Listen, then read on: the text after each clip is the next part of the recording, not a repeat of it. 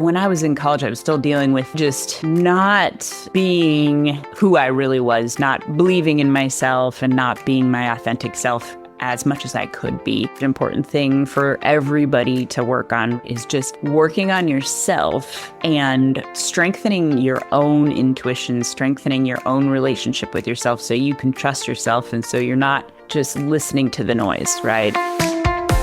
Hi, everyone, and welcome to Path Found, the podcast about the real, messy, unexpected journeys that lead us to the work we love. I'm Monica Argandonia, and every week I talk with someone whose story proves there's no single right way to build a meaningful life. Today on Path Found, I'm joined by Macey McCallion, an equine professional, entrepreneur, and deeply thoughtful human who took a long, winding road to build a life that actually fits. Macey grew up shy and introverted, often misunderstood in traditional school settings, while quietly developing confidence in one place that always made sense to her, working with horses. What followed was a nonlinear journey through multiple colleges, self-doubt, financial uncertainty, and the pressure to pursue something more acceptable. In this conversation, Macey shares how learning to trust her intuition and to listen to the quiet voice instead of the loud one changed everything. We talk about imposter syndrome, redefining success, building a legitimate business on your own terms, and why choosing yourself is often the bravest decision you can make. Macey, I'm so happy to have you here with me today. We've known each other for a little while, but I don't know a whole lot about your background. So what were you like as a kid? Oh man, I was a pretty awkward, very shy, introverted girl. I had a difficult time just socially and interacting with people. And I had, honestly, I think now looking back on it, I might have ADHD. I know my brother does, and he got diagnosed with it. But school was always difficult for me. And I had to go to a learning center when I was a kid. And I remember going there for years and stuff. And it was tricky. I had some teachers that weren't very compassionate towards me because I think it's like when a kid is really shy and introverted, it can also be interpreted as like, oh, they're being a little brat, or they're just like, they just don't want to be here or something. And I did feel misunderstood by a lot of educators, I would say. But as I got older, I definitely had some better experiences with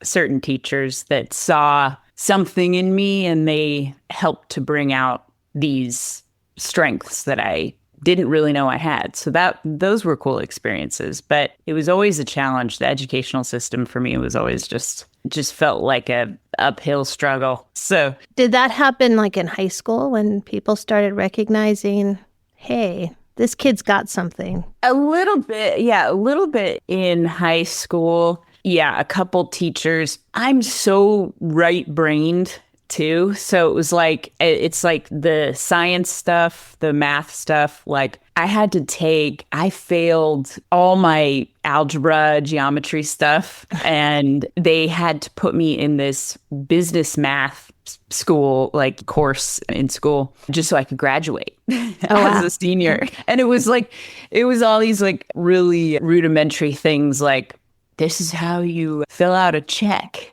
and this is how you balance your checkbook and stuff. And hey, honestly, thinking about it now, it's like, hey, well, but that's practical.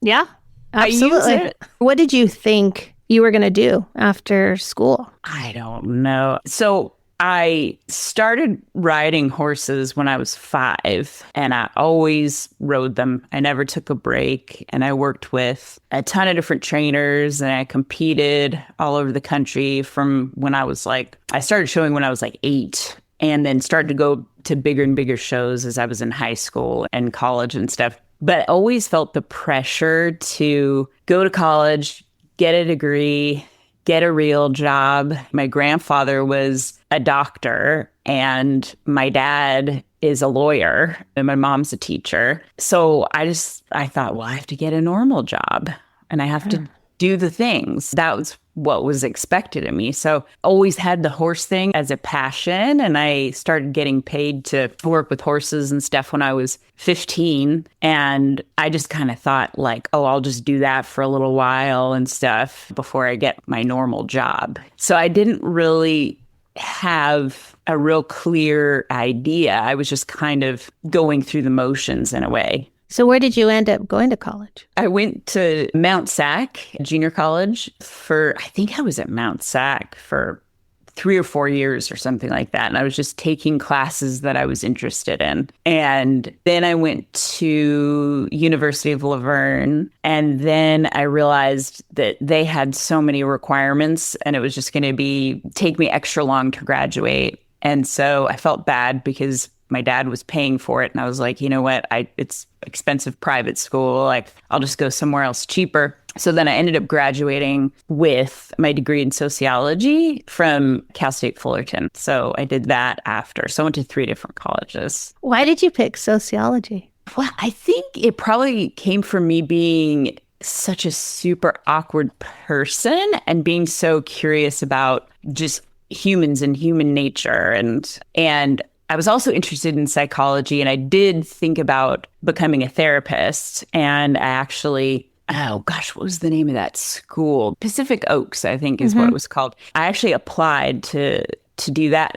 Not that long ago. It was probably 10 years ago or something like that. I was like, you know what? Like, I can't do this horse trainer thing. People always told me not to do it. They were right. Like, I shouldn't do it. I should just do this. But at that point, then I would have had to pay for that. And I was looking into just what that would entail. It was going to be quite a lot time-wise and money financially and stuff. So I ended up not doing it. But I mean, I've always had that interest in just people are so crazy and weird but frustrating, right? And I like the idea of helping people. And I've always been really good at really listening and being objective and figuring out how to communicate with different types of people. But that also bodes well in what I do now too, right? Because any job you need to have some kind of people skills, right? Like, you need to be able to communicate well and get along and collaborate. And actually, one of my uncles is a pretty well-renowned sociologist who used to work at MIT. So again, it's like my whole family, right? All around. They had these like pretty serious like Careers, yeah, and noteworthy, right? And so I think I always felt like I was just going to be a loser if I did this. Like the horse training thing just seemed like, oh, well, you couldn't do this other real job, so you're just going to kind of play in the dirt. So when you graduated with the sociology degree, what did you do? So after I graduated with that degree, and I think I might have been doing this simultaneously for a little while, I found this program in Colorado, and it's called the Gestalt Equine Institute of the Rockies. And at that institute, they combine Gestalt psychotherapy concepts with working with horses and people therapeutically, right? And it was this 2-year program. I'd have to go out to Colorado, and we'd spend, I think it was like 4 days, 8 hours a day. So I did that after college, and that was extremely transformative for me because, like, in that program, you're learning how to work with clients, and it's mostly therapists that go to do this because you have to be a licensed therapist to obviously call what you're doing with the horses therapy. At first, I was the only horse trainer. I was the only non-therapist in the program, so it was a little bit intimidating. But you're learning these Gestalt concepts, and then in the program, they also have you practice with each other, and you do these like real sessions with each other. And then the program director, his name is Dewey Freeman. He's pretty amazing. And he will also do sessions with us. And they're real sessions. It's not fake. It's like they really work with how you're showing up. And so when I was in college, I was still dealing with that, maybe just not being who I really was yet, not believing in myself and not being my authentic self as much as I could be. And this program, that work is so powerful and really intense. And it's just like, especially working with the head guy, Dewey, it's like he would just like see your soul and just rip it right out and then show it to everybody else that was in the room. And you're like, well, I can't hide from you. All right. Wow. Really intense stuff. That was how long, that program? That program was 2 years. Okay. So you were in Colorado for 2 years. Well, I'd go back and forth. So it was basically, well, it was 4 times a year. So it was like once per season you would go, like once in the winter and once in the spring, summer, fall. Yeah. So what are you doing in between? Working with the horses, just getting horses to work with and giving some riding lessons on some horses I had at the time. And I was not making much money at all. Like it was pretty hard. Yeah. And you had to take care of your own horses.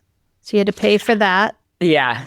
Were you just kind of breaking even? So I am lucky in the sense that my parents did help out financially for me quite a bit. I'm very fortunate in that way. So they did help me, but yeah, it wasn't good. I was struggling there for a while. I mean, you were good. You were a good rider. You went to nationals. Yeah. You never wanted to pursue it at that end, Olympics. I always thought about it. I was like, because I don't like the school thing, right? I was always like, I don't feel like I'm that good with this. I didn't have a lot of confidence. But the horse stuff, I was pretty confident in that. I always felt like, yeah, I'm good at this. I'm good at this. And I had quite a lot of validation from other people that, yeah, okay, you're good at this. I don't think I ever spoke it out loud, but I did think it to myself, like, I probably could do that if I wanted to. But trying to go that traditional route and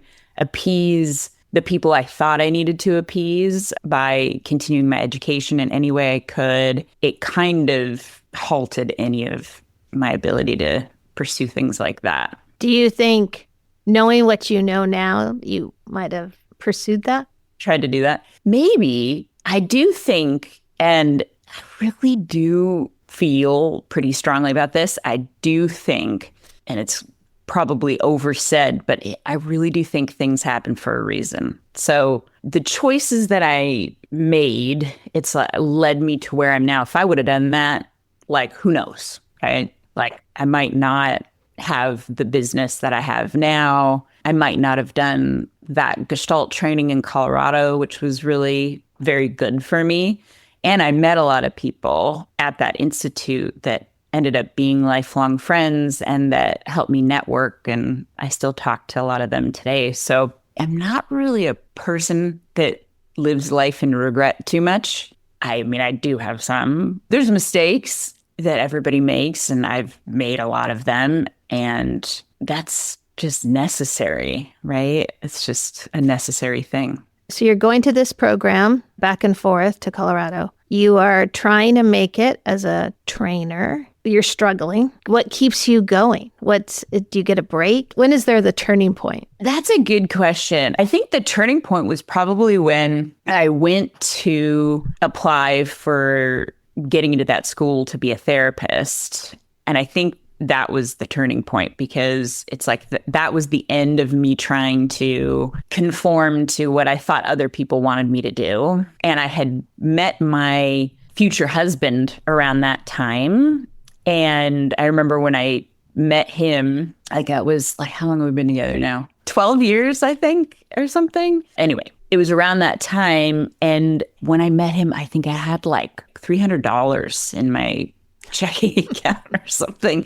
He had his stuff together. He's a teacher. He works at an elementary school, and he had his own place that was really nice, and he had kids already, and it seemed like he had just his stuff all figured out. He was like a real adult. And I felt like, I was like, what the heck? I'm like, I was 29 when I met him, and I'm like, I am too old to only have $300 in my checking account and just be sort of aimless. This is ridiculous. So I think I tried to fake it like I had things figured out for a while with him. And then I thought, yeah, I need to do this, go back to school. And when I told him, I don't think I'm going to do that. I think I'm going to pass on that. And I really just want to try to make this horse training thing work. It just feels better to me. And so he actually was very instrumental in helping me with this and making it more of a just legitimate, real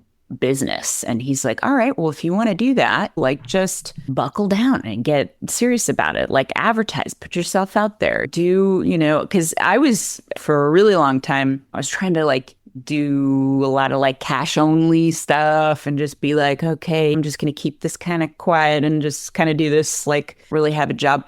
And he's like, look, you got to just really commit to it, make your business, have it grow, all this stuff. And so once I did that, I did feel there was a shift in me also just to be like, yeah, you know what? Okay, I'm just gonna do it. I'm just gonna commit to it. I'm just gonna do it. And of course, it wasn't an overnight thing. It wasn't just like, oh, now everything's great. Right. It's like, all right, well, it still takes time, but that shift in mindset where it's like, I'm not gonna listen to my own self-doubt, have that whole imposter syndrome thing circling around, or listening to old trainers that I had that were just like, oh, Dave, don't ever do this. Don't ever make it your business. Just don't, like, it's not worth it. And it's too hard and all this stuff. And other people too that were like, well, you're so talented in other ways. Why would you just be a horse trainer? Right. Actually, and I remember this guy who used to cut my hair. He was pretty funny and would always used to have a good time sitting in the chair with him. And I remember one day he's like, you know what? I never asked you what you did for work. And I told him, I was like, oh,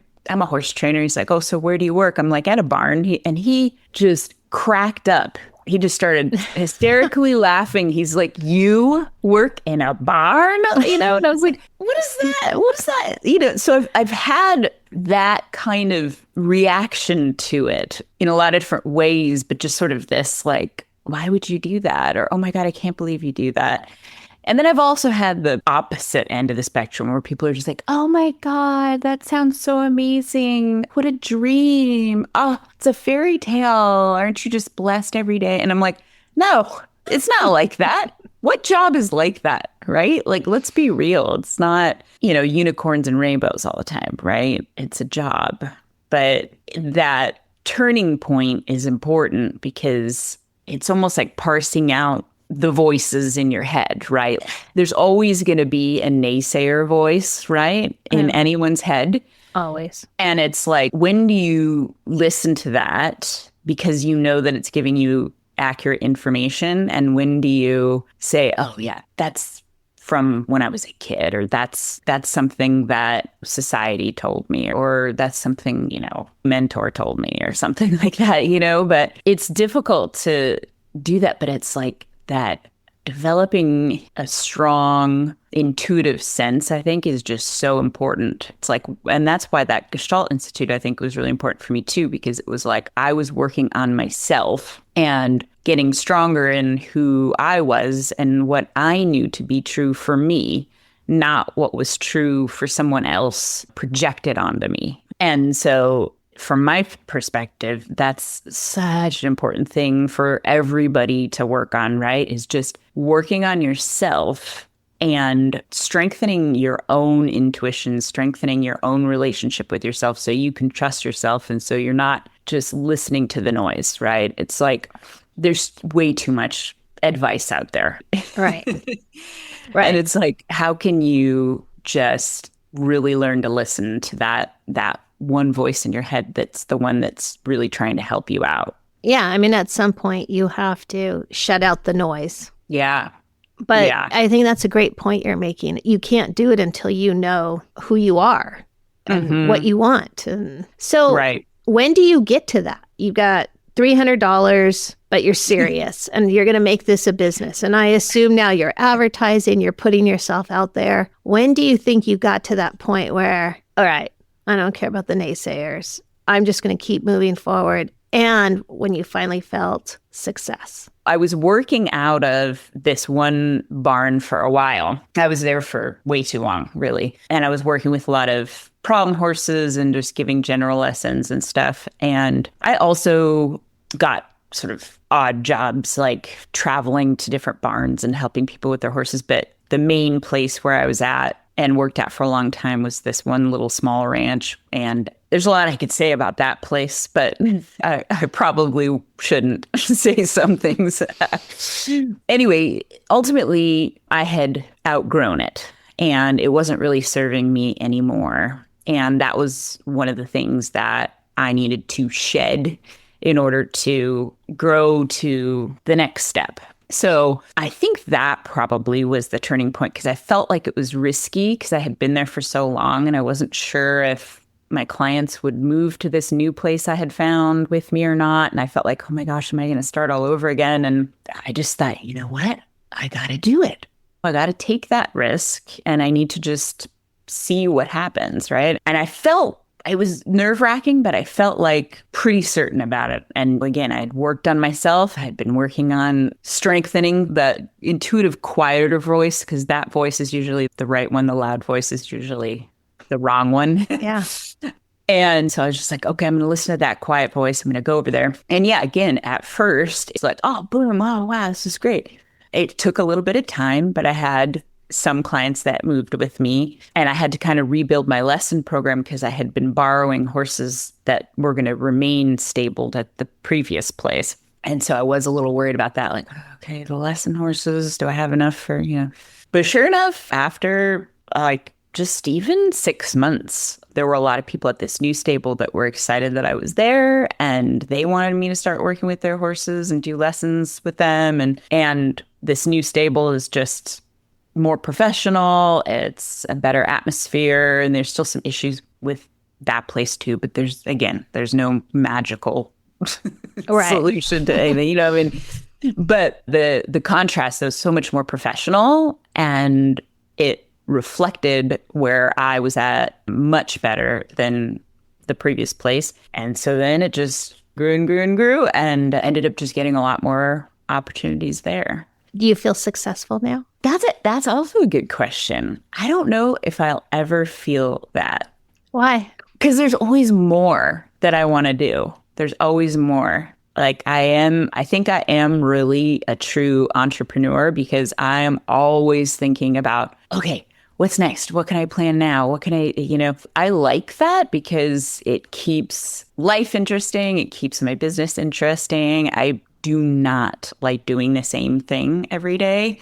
Drives me nuts. So I like to be planning for not necessarily bigger and better things, just different things and more diverse things. So I feel much better and more secure in the path that I've decided to take than I used to. But it's kind of like when people ask me like, oh, well, you're the expert or you're an expert horse person or whatever. I don't like that word because I always think of improving myself and learning more. I think that says something about you and why you've been able to build a clientele. You're not, I know everything and I'm right about all this, but hey, I'm still learning and I'm still growing and developing and willing to learn. And so I think that it says a lot about you and maybe why this business has been so successful. Yeah, that's true. I mean, there's always creating a different relationship with certain words and certain ideas, right? So from when you graduated college to now, how many years now has this been? Oh, man. Well, again, it took me a while to graduate college because I was competing and showing a lot. And so I went to college part-time the whole time. I never went full-time. So I think I graduated college in 2011. Okay. So 15 years. Yes. Yeah. That sounds about right. Yeah. What's next for you? I just started partnering with a therapist and we are offering equine psychotherapy sessions for people. And we actually had our first session, today's Monday, yesterday. And it went really well. And I'm going to be doing more of that work, hopefully, with her. And then I still do equine facilitated learning sessions, but you can't call it therapy as I'm not a therapist, but it's another healing modality, working with horses. And then we are going to do a retreat as well. My family has a ranch near Yosemite, and we're going to start doing retreats there, like wellness retreats and stuff. So I'm excited about those things, and I think that will be fun. And I like offering different things like that within the business. And I also like partnering and working with the horses in a different way where we're not just using them for our enjoyment all the time. And we're not always getting on their back and riding them around and having to work with them in such structured ways. It's just, they're a lot more than what we can just utilize them for our enjoyment. So I'm excited about doing more work like that for sure. Are you loving what you're doing? I am. I'm always, again, though, thinking of how can I reinvent this to be even more aligned with how I evolve and also with what people want, right? I do like it, and it's still difficult at times because I'm having to balance other people's expectations with, like, for instance, like other people's expectations with where they want to be with their riding and where they are, or other people's expectations of what they want their horses to do and where their horses are, or what I think that they should be working on, but what they really want to do. It's a balancing act. But yes, I do enjoy it. I do feel very lucky to be in the position that I'm in and to have clients that trust me enough to do this stuff. Earlier on, you mentioned your grandfather was a doctor, your dad was a lawyer, you have an uncle that's a renowned sociologist, all these, your mom's a teacher. Do you now feel like you have a real career, a legitimate career? Yeah, I think so. Especially because behind my business name, I have like an LLC. So, hey, that's real. I pay that tax every year. It's very real. My business feels more legitimized now, I think. And, I have a bigger business than I ever have at the moment, and quite a lot of horses to work with, just a busy schedule. And I feel like my skills are getting utilized more than just being an exercise rider or something, which I felt like I was kind of doing when I was a lot younger. So yeah, I think so. What would you tell a young person who might want to go into this kind of field? Because this is not a career anybody really talks about, right? Like, no, this is one of those that you fall into, or yeah. So what would you tell people? I used to, just recently, this part of my job ended. I used to coach for a college equestrian team for a while. So I worked with a lot of college kids, and I've had some of them come in and work with me as working students, which means they come in and they help me out and I teach them. And then in exchange, like, I'll give them more riding lessons, or I'll spend some time with them teaching them a certain skill or whatever. And that is something that's really important, I think, is that you're willing to do things for no compensation. Like, you're willing to learn, or not monetary compensation anyway, because you are getting compensated. Like, you're getting a lot of knowledge. And so I think it's a lot of work, and you've got to be willing to put in the time and find the right people that you resonate with to get that information from. And things don't come for free, right? Like, you need to put in the time. I've worked with a lot of kids, college kids that age, that just think they're very entitled. Like, no offense to that age of kid, but they can think like if I'm giving them feedback, they can get defensive about it. It's like, just hear what someone is saying, take it in. What does that feel like? Can you extract something from that that's going to benefit you? If so, take it in. If not, you can spit it out, but be polite to these people that are trying to help you, right? Because most people that are professionals and somewhat regarded within their field are going to be happy to pass on that information to you. And it's just important that you are willing to receive it and be decent, right? It's interesting because I've seen on social media some posts about working student positions, and it's kind of ridiculous. Some people are like, oh, I can't believe people taking advantage of these kids, just making them work these crazy long hours and for no money. Oh, come on. It's like, yeah, that's how it goes. You don't have the skills. You're trying to get the skills. Right. So yeah, putting in the time and just finding the right people that resonate with you. There's a lot of horse trainers out there that hang a shingle up and say, I'm a trainer, and they may not have the skills really needed. They might not be quite up to par. So kind of shop around, I guess is what I'm saying. Buyer beware. Yeah. Knowing what you know now, what would you go back and tell yourself in the late high school, early college years? I thought about this, and it's like I always just doubted myself so much. So I think I would want to just say, you are not wrong. You're right. You know it. You're good. Mm-hmm. Nice. Well, Macey, thank you for talking with me. I think it's interesting how all the same themes come up in these conversations. Just those experiences that are so great to share. So I really appreciate how you said you had to figure out who you were in order to gain that confidence. So anyway, thank you. Yes, thank you. Thanks for having me.